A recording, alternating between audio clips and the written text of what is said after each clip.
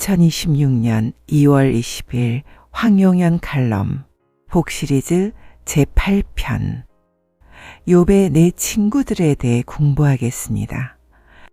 이들의 이름들이 이러합니다. 엘리바스와 빌닷과 소발과 엘리후입니다. 이들이 욥의 친구들이지만 욥보다 젊은 분들입니다. 이 중 엘리후가 가장 젊었습니다. 욥과 동양인들이 아닙니다. 이들 모두가 여호와 예수님을 믿는 자들처럼 말했습니다. 이들 모두가 욥이 동방의 모든 사람 가운데 가장 큰 분임을 알았습니다. 욥이 온전하고 정직하며 하나님을 경외하고 악을 피하는 자임도 알았습니다. 욥을 경건한 지도자로 생각하는 분들입니다. 그런데 이들의 속마음은 그렇지 않았습니다. 욥에 대해 두 마음을 가졌습니다. 이런 가운데 이들이 이 욥에 대한 비보를 들었습니다. 겉으로는 상당히 슬퍼했습니다. 욥을 위로하기 위해 그를 찾아가기로 했습니다. 욥의 집에 도착했습니다. 욥의 모습을 보니 기가 막혔습니다. 앞에 세 친구들이 먼저 반응했습니다. 각기 자기 겉옷을 찢고 하늘을 향하여 자기들 머리 위에 재를 뿌리며 대성통곡하였습니다. 이들이 욥과 7일간 함께하면서 그를 위로했습니다. 욥이 무척 괴로워했습니다. 욥이 이 세 친구들 앞에서 자신의 괴로움을 토로했습니다. 내가 태어나지 않았으면 좋을 뻔했다. 모친의 태에서 죽어 나왔으면 좋을 뻔했다. 내가 어찌하여 태어났는지 모르겠다. 라고 자신의 괴로움을 이들 세 친구들에게 토로했습니다. 그러나 이것이 욥의 본심이 아니었습니다. 그의 본심은 이러했습니다. 이 세 친구들이 방문하기 전입니다. 전 재산과 7 아들과 3 딸을 잃은 직후입니다. 그가 여호와 예수님께 자신의 본심을 고백했습니다. 그의 신앙 고백입니다. 그 내용이 이러합니다. 내가 내 어미의 태에서 맨몸으로 나왔으니 내가 맨몸으로 돌아가리이다. 주신 분도 주시오. 빼앗아 가신 분도 주시니 주의 이름을 성축하나이다. 라고 자신의 속마음을 여호와 예수님께 고백했습니다. 이것이 욥의 본심이며 그의 신앙 고백이었습니다. 이 욥의 본심에서 우리가 무엇을 알 수 있나요? 아하, 그가 독수리 시각자이구나를 발견할 수 있습니다. 아하, 그가 하나님의 주권을 철저히 인정하는 분이구나도 발견할 수 있습니다. 또한 그가 이 세상을 잠깐 방문한 나그네이구나 라는 사상을 가진 자임도 발견할 수 있습니다. 한편 이런 어려운 고통 가운데에도 그가 주의 이름을 송축하는 모습을 보면서 아하, 그가 창조 목적 학교의 우수 학생이구나 라는 사실도 발견됩니다. 이것이 욥의 영성이었습니다. 이런 욥의 영성을 모든 크리스천이 가지고 있지 않습니다. 상기 세 친구들도 가지고 있지 않았습니다. 물론 넷째 친구인 엘리후도 없었습니다. 이들 모두가 욥보다 훨씬 낮은 영성을 가진 자들이었습니다. 이들이 욥을 위로하려 방문했습니다. 그런데 신기하게도 이들이 욥에게 인간적인 따뜻한 말로 위로하지 않았습니다. 하나님의 말씀을 가지고 꾸짖었습니다. 욥이 죄를 지었기에 이런 고난 받는다고 비난하며 회개를 촉구했습니다. 이렇게 놀랍게도 이들이 위로 대신 욥의 회개를 촉구했습니다. 욥이 죄를 범했기 때문에 이런 고통을 받는다고 하면서 회개하라고 꾸짖었습니다. 욥은 이들의 꾸짖음에 동의하지 않았습니다. 욥은 이들이 지혜로운 자들이 아님을 알았습니다. 이들이 자기보다 낮은 영성 소유자들임을 알았습니다. 그러니 이들의 꾸짖음이 오히려 욥의 고통을 가중시켜 주었을 뿐이었습니다. 욥의 영성이 내 친구들보다 훨씬 고차원이었습니다. 욥이 알았습니다. 이 네 친구들이 자기보다 영성이 낮다는 사실을 말입니다. 이들로부터 위로받기보다 오히려 이들이 자신에게 괴로움을 더 안겨줄 것도 알았습니다. 실제 그랬습니다. 그러나 욥이 7일간 꾹 참고 이들의 꾸짖음을 견뎌냈습니다. 여호와 예수님의 은혜로입니다. 질문이 있습니다. 어떻게 욥이 이런 영성인 상기의 신앙 고백과 하나님의 주권 사상을 가질 수 있었나요? 이런 신앙 고백은 아무나 할 수 있는 고백이 아닙니다. 상식적으로 도저히 이해할 수 없는 고백입니다. 우리 주변에 이런 고백하는 크리스천이 그리 많지 않습니다. 온 재산과 사랑하는 자녀들까지 모두 잃었는데 말입니다. 가정이 풍비박산되었는데 말입니다. 행복한 가정을 만들라고 한 바울의 가르침과 정반대 상황인데 말입니다. 우리의 질문이 있습니다. 이런 절박하고 비참한 상황에서 어떻게 욥이 이런 고백을 할 수 있었나요? 그가 돌았나요? 이성을 잃었나요? 미쳤나요? 분명 인간적, 이성적, 상식적 차원에서 볼 때 욥이 비정상입니다. 다시 말해 저차원적 시각에서 볼 때 욥이 비정상 인물임이 틀림없습니다. 그런데 놀랍게도 욥이 고차원적 시각자였습니다. 독수리 시각자였습니다. 큰 그림을 미리 보았습니다.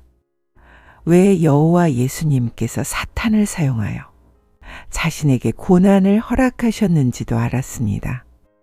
그가 세 친구들에게 이 사실을 말했습니다. 이 여호와께서 자신의 주권으로 지금 나를 훈련시키고 계신단다. 때가 차면 연단을 마치고 내가 정금같이 나오게 될 것이란다. 자신이 독수리 시각자임을 이들에게 피력했습니다. 그런데 이들이 이것을 소화 못했습니다. 오히려 이들 네 친구들이 욥을 비난했습니다. 엘리바스의 비난입니다. 하나님은 공의로우신 분이시다. 죄지은 종을 책망하신다. 전능하신 분의 징계를 멸시하지 말라. 회개 기도해라. 욥아, 너는 사악한 죄인이다. 그러니 회개하면 회복시켜 주시고 복을 주신다. 라고 비난하며 권고했습니다. 빌닷도 비난했습니다. 욥아, 죄를 고백해라. 너는 순수하지 않고 정직하지 않다. 만약 네가 순수하고 정직하다면 너의 시작은 미약하나 나중에는 창대하게 된다.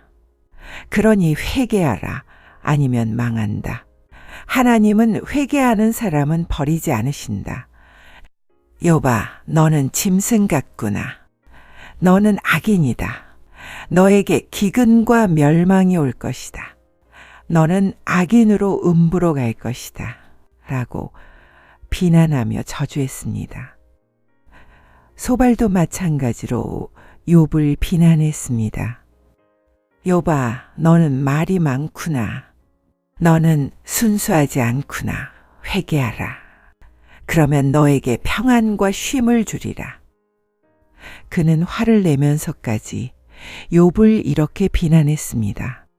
욥아, 너는 악인이며 위선자다. 라고 말입니다.